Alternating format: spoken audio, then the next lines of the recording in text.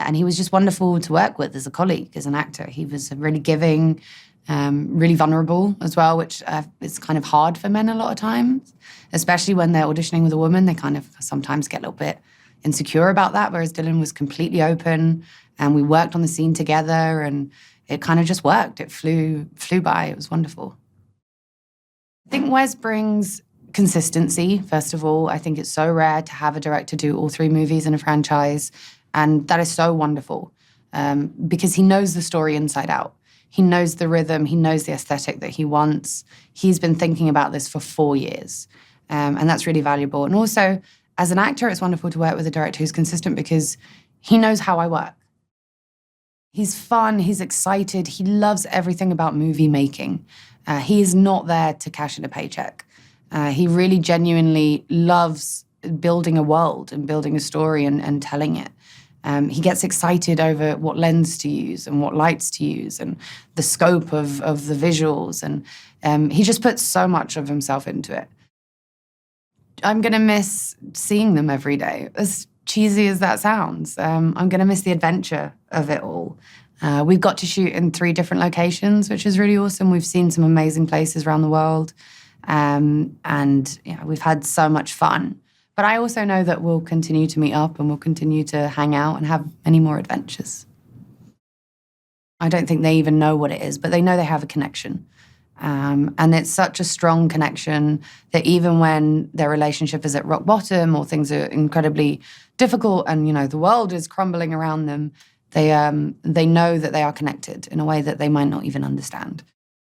And in this movie, it's really important for her to see if her work is being done, if her choice was worth it or not. She wants more than anything to find a cure. That's all she's ever wanted.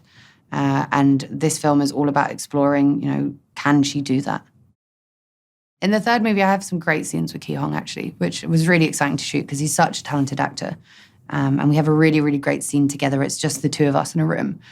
So it was interesting to get to explore that dynamic because, again, we haven't really seen that before. We had a wonderful time in Cape Town. That was really magical for us because we were in somewhere completely different and we learned about a really beautiful country. And we were able to meet some amazing people that we never would have before. And we got to kind of, we went on a boat trip together and we did safari together and kind of really got to do some fun activities. For them to be able to really find out everything and get all the answers that they've been looking for, that's what I'm kind of excited for. I mean, it's one of my favorite things about these films is the aesthetic of it, that they are so unique and that's just so cool to see so many different feels of a place in one story. This one, again, is totally different. We are in basically the last city, the last surviving urban utopia. And it kind of looks like a really great place to live on the surface. Everyone is still going to work. There's running transport. There's electricity. And then you start to see, just on the outskirts, the reality of what the majority of the population are living as. So we get to kind of, there's a bit of a Scorched Trials feel to it as well, especially at the beginning. And then we're suddenly transported into what is essentially the lost city, the last place where you can kind of, see an urban metropolis. She genuinely had a realization and she had to trust her own instincts. And what I tried to do with her, especially in Scorched Trials, was have a very slow build-up of this feeling that things aren't right and that she needs to do something different. It wasn't like, she wakes up one morning and decides, I'm going to betray you all. This is something that's been playing on her mind and that she feels like she has nowhere to turn with it. She knows that Thomas is firmly against anything like that. So it's a personal thing for her. I don't think she sees it as a betrayal because I think she genuinely knows that she does love them and that she wants them to be safe just as much as anyone else. And she wants them to be okay, but she just knows that she can see it in a different light.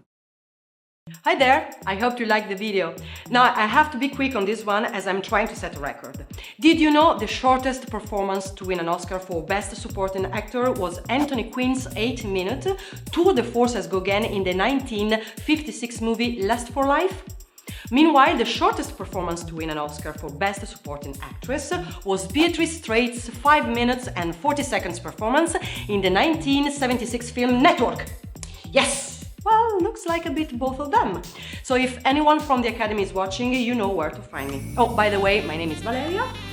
Now, remember, we publish new videos every day, so be sure to subscribe for more great content. See ya!